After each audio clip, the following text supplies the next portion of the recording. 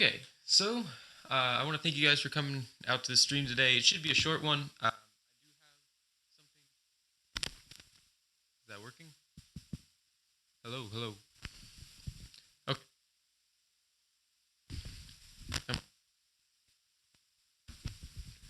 is that working? There we go.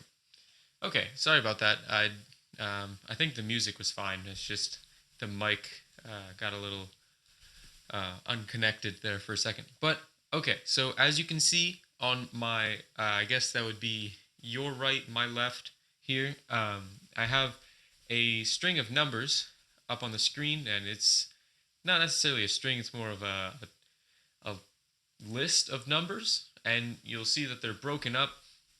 This is actually some data that I have created, so it's not necessarily actual statistical data. It's just data that I've created in order for the purpose of the AI to scan through and attempt to create a formula using different variables to approximate the answer. Now, the answer is actually the first number in each line. So this would be an answer, and this would be an answer. Now, you will see that there is a large difference in some of the answers. This one happens to be less than 1. It's actually less than a half. And this one is to the power of 65. So it's a big jump in the answer here, and not too significantly. It's too significant of a difference in inputs, but I mean, I do see that one of the inputs is relatively small compared to the others. But I don't know if that's necessarily a trend. Here we have no relatively small inputs, and we still have an even bigger number.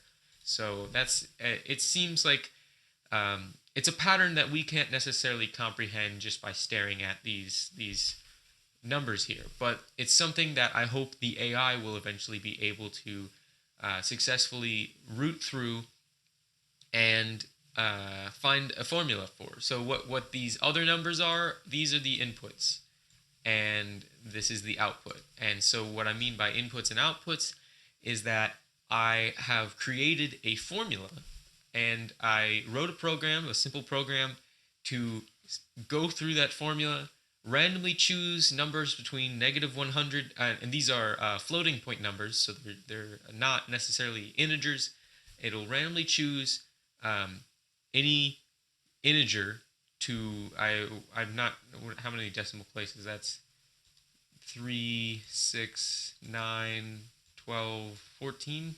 That's 14 decimals, but I think it's just 16 numbers in general. So um but yeah, so it goes through and it picks out um it picks out, I believe, 9 different um data points, or I guess this would be, yeah, so that's 9 different data points, and spits out a 10th number, which is the answer. So this would be simulating something like something that has to do with a lot of variables. So perhaps an example I've seen used before in a number file video was housing prices. So if you're trying to figure out what the housing price is of your house based off of many different factors, obviously there's a bunch of different factors. How many floors does it have? Square footage, location, and there's a bunch of different factors. And so what happens is all these factors get inputted in as numbers or perhaps conditional statements, and then what an AI algorithm can do, or what I'm using is a neural network. It's more towards the deep learning side. What this can do is it can sift through the variables and create a function or a formula with these with its selection of variables. So it may not choose all of the variables as important, but it can create a formula that will be relatively accurate to the actual data that has been collected previously. And so the what's nice about these kind of algorithms is when you create a formula like this, it can be used predictively.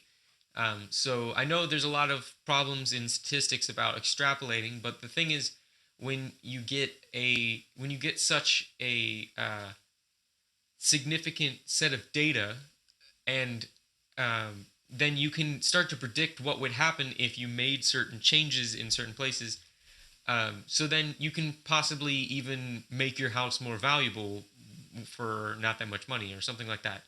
So there's a lot of power that comes with these formulas that I'm hoping to create. This is not something that hasn't been done before, but I am doing this from scratch, so it is possible I'm doing it in a new way. I do want to reach out and try to find some deep learning algorithms on the internet that I can put to the test against my own once I have successfully created the one I'm working on right now. Um, this is something I haven't done previously because I wasn't necessarily I still am not very up to par with um, using other people's work. So it's a little difficult to get someone else's code and translate it into the task you're working with. But I think it's probably easier than I'm expecting it to be. So that's something I'm going to look into doing in the future. Okay, so obviously you can't really get anything from the data that I'm showing here on the screen, but I can show you the formula that I used to create this data. So here you go. I'll switch it over here. So now it's over here. And so this is the formula I have. There are 9 variables as shown in the data. Those variables are A through I in the alphabet, and that's probably what I will use. Actually, no, I'll probably use an array. That'll be easier in actually coding it. So I just have an array with index of 9. I think that's even what I did to create the data because I realized how stupid it was to try and write out those 9 variables each time. I'm learning. But okay, so we have this Z thing here. So I'm gonna get my writing tool. So we have Z here, and so this is the answer. So I'm gonna get rid of the line, but I'm just gonna read through this so people can understand it, and I'll give a little bit more on what each thing is. So we have 6 cosine of A, cosine being a sinusoidal function, so it's oscillating, and A being a number between negative 100 and 100 can be anything equivalent to in terms of cyclicness to it can give an output of anything between uh, negative 1 and 1. So then we have that added to the square root of b times a minus c squared. Now you would first bring up, if you know algebra, that this could possibly be a negative number, and I have taken that into account. If this, so what I did was I had, and this applies to the rest of the function because there's some division here, so obviously dividing by 0 would be a problem, and there's a bunch of other different problems that came up. So what I did was I just had it try random numbers into the formula, and if those random numbers created a problem, then I just started over. Not starting over from the beginning of creating data, but I just skipped over those random numbers, created new random numbers, and tried again. And so what this does is it means that what I can do later in the actual AI algorithm is I can put in a condition that if the AI creates numbers that cause a problem coding wise, then they shouldn't. It shouldn't be positively reinforcing those numbers. So if obviously, so that those numbers shouldn't propagate onto the next generation. It will continually try numbers that will be problematic, but my hopes are, and I don't think it should be too hard to accomplish, is that I can make it so that the AI doesn't add these into the new best formula idea. So and actually no, so I made a mistake there. So the AI is not going to be creating these numbers. I've already created the numbers. There's that text file that I showed you has 10,000 different sets of 10 numbers. So it already has the data. The AI is going to be creating a formula to try and guess or figure out what this formula is here. So what what I hope the AI will do is maybe not find this formula exactly, but get really close. And what will happen is it is possible that some of these variables are not that significant. And so G isn't that big of a player here. It's pretty significant with the 100, but it's not the biggest player that's been seen. So uh, what this is actually is it's a second order Lagrange interpolator, if you know what that is. I might do a video on that in the future, but they're pretty simple. It's more of like a switch. So basically, if this function is 12.5, then it will spit out a 1. But if this function is 4 or 10, it'll spit out a 0. So um, I simplified this down a little bit because obviously these are just constants, so you can do math on the and boil it down to a number. I think it was like 191.5. No, 25, because 0.5 times 0.5 is 25. But yeah, so this is simplifiable, but this was just my raw equation I was creating, and then this is just some random thing I made up. But so what I was trying to do here was just create a random bizarre function that would spit out a bunch of crazy numbers.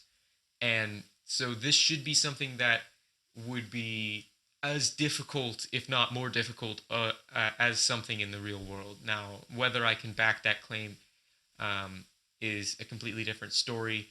I haven't done any research. This is completely guessing. But that was the idea. I just wanted to make a random equation so that the AI could try and figure out what the equation is. Now, if I do successfully get the AI to learn what this equation is, and produce something that is relatively close to it, then I would be open to suggestions in the future for other equations to be inputted into the AI, whether they be with more variables, or if you know something that is particularly difficult to comprehend, then I'd be open to that. So what the purpose of that is, it's kind of like in baseball when someone's going up to bat and they're waiting, but they put a weight on the bat and start swinging with that, because you want the AI to be able to accomplish more than what you're asking it to, so that when you ask it to accomplish something, it's successful. So that's the idea with this equation,